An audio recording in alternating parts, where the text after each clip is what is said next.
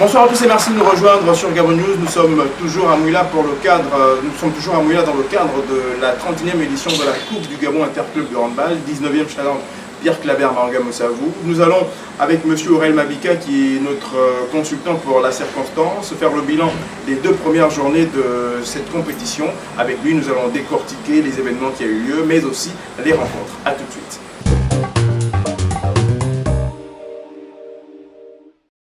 Alors bonsoir M. Aurel Mabika. Bonsoir Marvin. C'est un plaisir de vous retrouver encore ici. Un plaisir partagé. Dans le cadre de cette 31e édition de la Coupe du Gabon Interclub de handball et 19e challenge Pierre Claver Maranga Moussavou. Alors avec vous, nous allons faire le bilan de ces 2 journées. Nous allons commencer bien sûr par la première journée qui a connu beaucoup de bonnes rencontres. Hein. On va prendre déjà la première qui nous intéresse, c'est celle de Phoenix face à la JAC. La JAC qui arrivait pour la première fois dans cette compétition. Alors le score, il a certes été lourd, mais Phoenix a eu quand même du mal à démarrer lors de cette rencontre dans les premières minutes. Oui, disons que Phoenix, il fallait bien s'y attendre. Phoenix vient défendre son titre et Phoenix ne devait pas venir, on va dire, en victime expiatoire. On a en face une équipe de la JAC qui découvre la compétition et c'est généralement difficile. Dans ce genre de situation, on a généralement une seule mi-temps là où on essaie d'exploser, après ça lâche. Et c'est le cas de la JAC qui a tenu toute une première mi-temps avec au moins 2 buts d'écart à la mi-temps. Et la deuxième mi-temps, c'était, on va dire, époustouflant pour elle ne pouvait pas tenir. Et puis il faut partir du principe que l'équipe de Phoenix avait quand même une légion étrangère importante pour contenir les vérités des joueuses de la JAC. Donc c'était pas évident pour la JAC de remporter ce match. Ouais. Le score était lourd, on l'a dit, c'était 25 à 14. C'était quand même là, Phoenix s'est imposé le respect, on va dire. Oui, le score ne reflète pas la physionomie du match. Ouais, c'est vrai. Parce que si vous vous basez sur le score, on va croire que Phoenix est plus fort que la JAC. Dans ce contexte, moi je dis que pour ceux qui ont regardé le match, les 2 équipes étaient au même niveau. Elles étaient quasiment au même niveau. Donc ça veut dire que malgré la légion étrangère, moi j'ai envie de dire que les joueuses qui sont gabonaises jouant dans la JAC, qui ont le même niveau que les Camerounaises qui étaient amenées, disons, à Phoenix, on va dire qu'on n'a pas à se plaindre. Donc les 2 équipes, au-delà du score, ce qui a tué la JAC parce qu'elle a baissé les bras en deuxième mi-temps, elle se disait que tout était déjà plié parce que, effectivement, comme je disais, la légion étrangère faisait peur, moi je crois. Donc, mais sinon, le score ne reflète pas la physionomie du match. Les 2 équipes étaient, on va dire, à égal niveau. D'accord. Alors, il faut préciser qu'on a M. Aurel Mabika ici en tant que consultant pour le compte de Gabon News dans le cadre de cette 31e édition de la Coupe du Gabon Interclub. Alors, on va s'intéresser à une autre rencontre, cette fois-ci chez les hommes. Phoenix à Réveil, une rencontre là aussi intéressante qui a vu la victoire de Phoenix, 25 à 16. Déjà cette rencontre aussi. Oui, en fait, il n'y avait pas de miracle. Il ne fallait pas espérer grand-chose de la part de Réveil. Déjà en championnat au niveau de l'Estuaire, Phoenix avait trié de près de 13 buts d'écart l'équipe de Réveil. Donc on va dire que c'était des retrouvailles. Réveil développe un jeu important, intéressant, mais qui fuse dans le spectacle. Phoenix pose la balle à un fond de jeu. Donc évidemment, Réveil ne pouvait pas tenir parce que le handball, ce n'est pas seulement la circulation de balle, mais il faut pouvoir marquer. Il faut pouvoir asseoir un jeu. Or, Réveil a plus de combinaisons que des attaques placées pour mettre des ballons au fond de filet. C'est vraiment ça le problème de Réveil. Mais après, on va dire que le score est mérité de la part de Phoenix. D'accord. Alors, la grosse explication de cette première journée a été la GSM de Mouila face à Libreville Handball. On va dire un match attendu parce que la GSM défend son titre. La GSM qui s'est imposée vraiment d'une belle manière, même si après on dénote un peu ces petits incidents qui se sont déroulés avant la rencontre. Oui, moi je vais dire que c'est dommage parce que j'ai l'impression que d'année en année, la Coupe du Gabon est en train de perdre sa crédibilité. Parce que JSM est tenant du titre, il n'avait pas besoin de présenter l'image qui s'est présentée hier pour pouvoir gagner une rencontre. Bon, c'est vrai qu'on va dire qu'il faut intimider l'adversaire, mais pas de cette manière. Donc moi je crois, après, sur le terrain, la JSM a joué avec ses arguments et le score est là. C'est Libreville Handball qui ne sait pas, jusqu'aujourd'hui, n'arrive pas à tirer son épingle du jeu. Même au niveau championnat de l'Est hier, Libreville Handball a un problème de concentration. Les joueurs ne se concentrent pas assez. On court, même quand il ne faut pas courir. Si vous vous souvenez, à la mi-temps, il y avait au moins 2 ou 3 buts d'écart. Et après, deuxième mi-temps, ben, la JSM a déroulé et Libreville Handball est resté attentif. Alors, on va rapidement récapituler hein, les scores de cette première journée. Donc, on avait Petro qui était face à Toubourgon, voilà. C'était 30-17 hein, en faveur de Petro.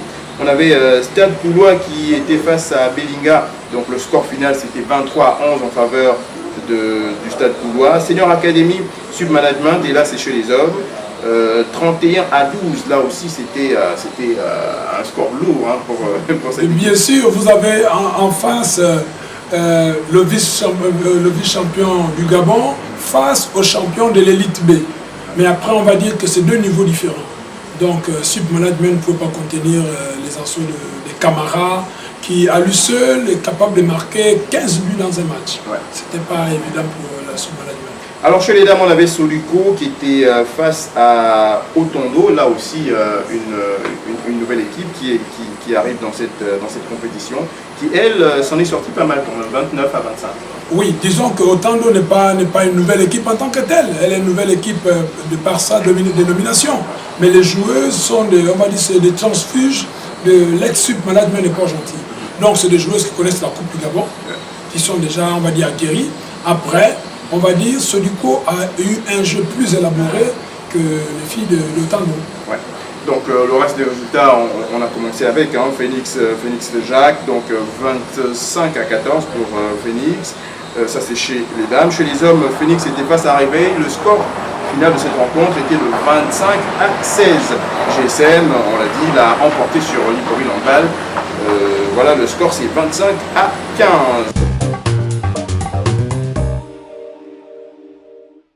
Alors on va passer à la deuxième journée pour boucler cette émission. Donc la deuxième journée, alors là, a commencé vraiment de manière inattendue de la part du public, de toutes les personnes qui se sont déplacées pour Mouila. Il y a eu un incident, c'est Submanagement qui a carrément empêché la compétition. Que s'est-il passé, monsieur Rémy? Bon, mais tout est parti, je crois. Il y a des joueurs qui ont été disqualifiés.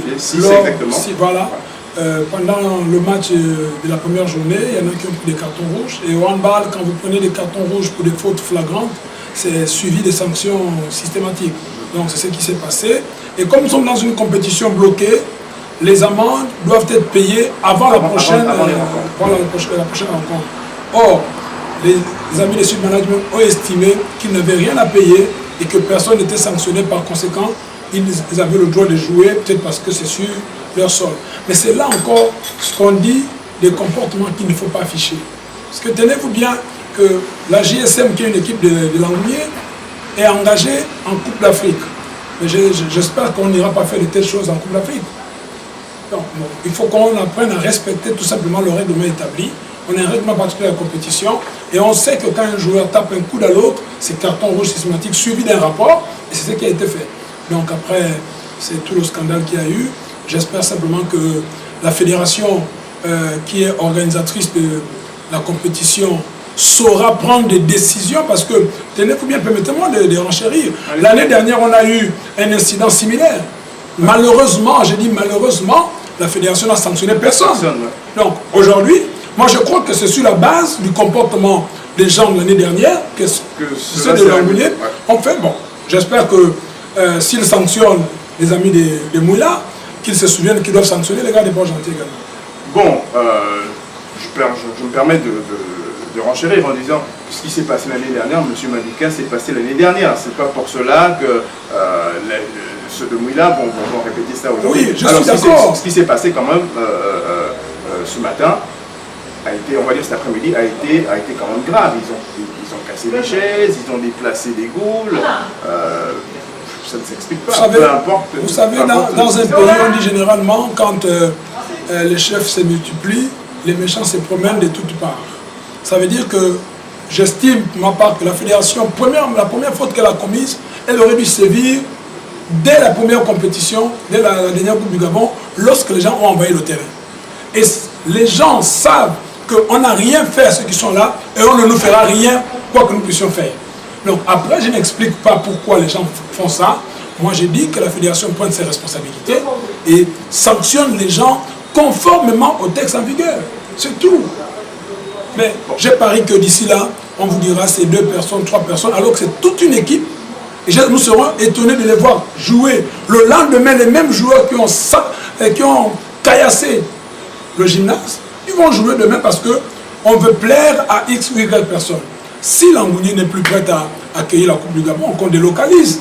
Il y a pas mal de provinces qui peuvent accueillir la Coupe du Gabon.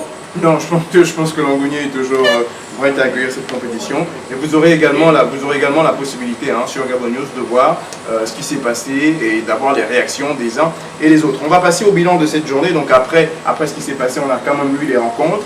Il y a eu 2 belles rencontres, notamment celle à Réveil face à Salinas chez les hommes. Une rencontre assez intéressante qui s'est soldée sur un score de 35 pour Salinas contre 27 pour Réveil. Oui, c'est comme je disais, un Réveil joue un bal, ce que j'ai envie de dire, spectaculaire en fait.